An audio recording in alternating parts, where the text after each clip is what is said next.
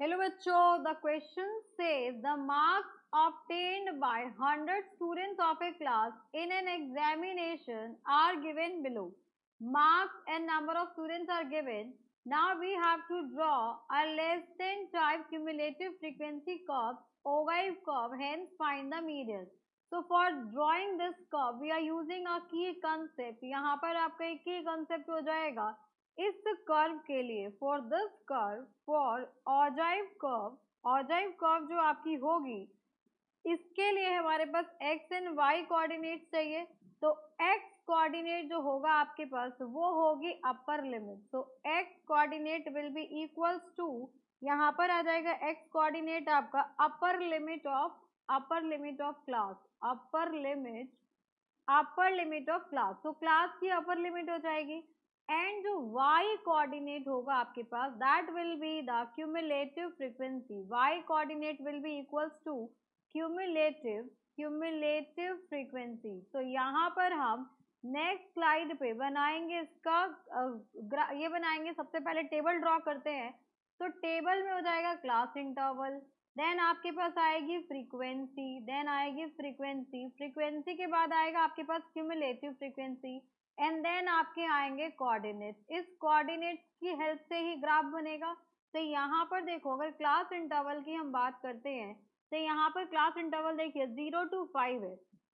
So first is 0 to 5, then next is 5 to 10, so next will be 10 to 15, and हमें कहाँ तक जाना है, हमें जाना है 45 to 50.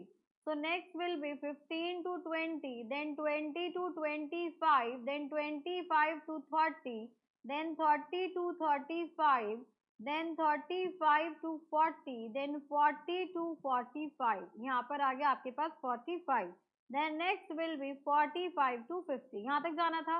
अब देखो फ्रीक्वेंसी क्या गिवन है आपको, फ्रीक्वेंसी इज 2 5 6 8, फ्रीक्वेंसी हो गई आपकी 2, then 5, then 6 and then 8, then next is 10 25 20, then next is 10, then 25 and then 20, then next will be 18 4 and 2, next will be 18 4 and 2। अब CF की बात करें तो 2 आपका as it is, then 2 plus 5 will be 7, 7 plus 6 will be 13, 13 plus 8 will be 21, 21 plus 10 will be 31, then 31 plus 25 will be 56, then 56 plus 20 will be 76, 76 plus 18 will be 80, यहाँ पर आएगा आपके पास 94।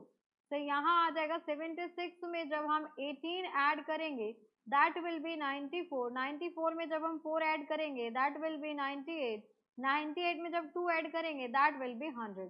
अब अगर कोऑर्डिनेट्स की बात करें, अगर हम कोऑर्डिनेट्स की बात करें तो यहाँ पर देखो, यहाँ पर आपकी अपर लिमिट्स क्या हो जाएंगी। तो अपर लिमिट हमने बोला था आपके पास यहाँ पर एक्स एक्सिस क्या होगा, तो x axis will be upper limit इस केस में 5 है, देन 10 है, देन 20 30, देन यहाँ पर हो गया आपके पास 10, देन 20 नहीं है, यहाँ पर आपके पास आएगा 5 10 15, तो 5 10, next will B 15, then next will be 20 25, then 30, then 35, then 40, then 45, and यहाँ पर आ गया 50।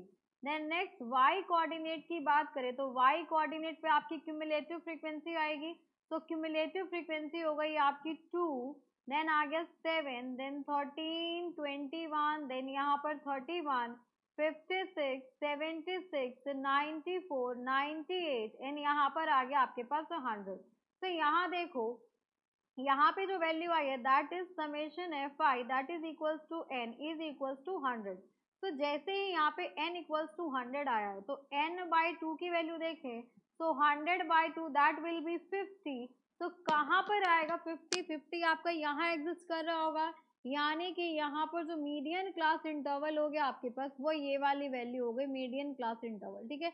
लेकिन हमें इसकी जरूरत नहीं है, हमें ग्राफ से मीडियन सॉल्व करना है, हमें ग्राफ के थ्रू बताना है कि मीडियन कहाँ लाइक करेगा। तो यहाँ पर हम ग्राफ ड्रॉ करते हैं। तो ग्राफ देखते हैं, फर्स्ट ऑफ ऑल यहाँ पर ये कलर चेंज कीजिए।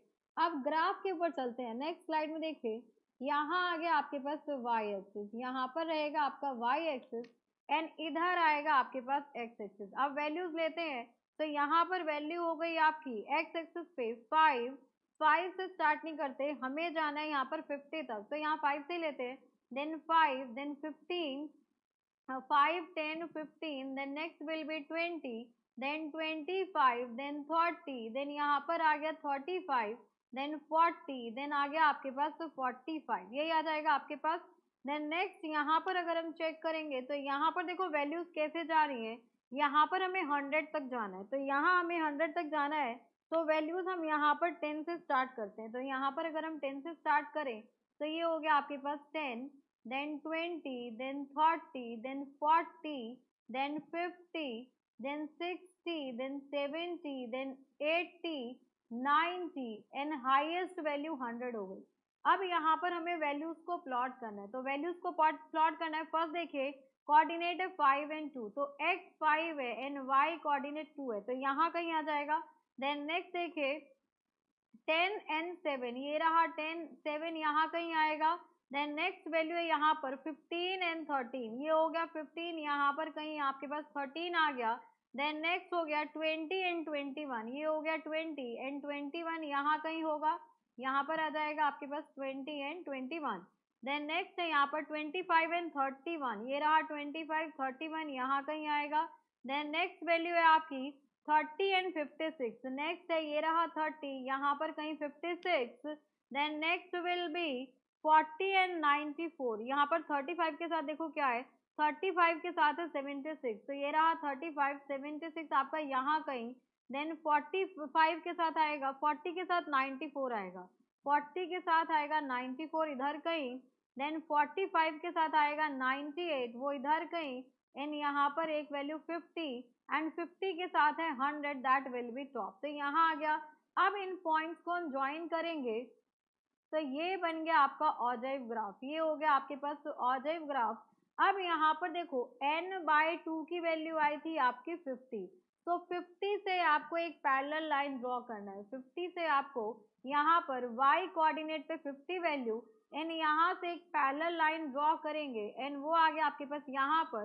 देन यहाँ से अगर आप यहाँ पर लाइन ड्रॉ करेंगे, देखिए कहाँ जाएगा ये पॉइंट, तो जो भी यहाँ पर y एक्सिस के परपेंडिकुलर, y एक्सिस के पैरेलल लाइन ड्रॉ करेंगे, तो यहाँ आ गया आपके पास 50 एंड ये आगे पॉइंट यहाँ पर।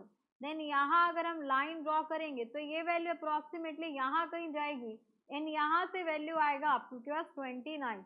तो from graph median is equals to 29, because median जो होता है वो आपका होता है x कोऑर्डिनेट पे जो वैल्यू आती है, x कोऑर्डिनेट जो वैल्यू होती है वो होता है आपके पास मीडियन।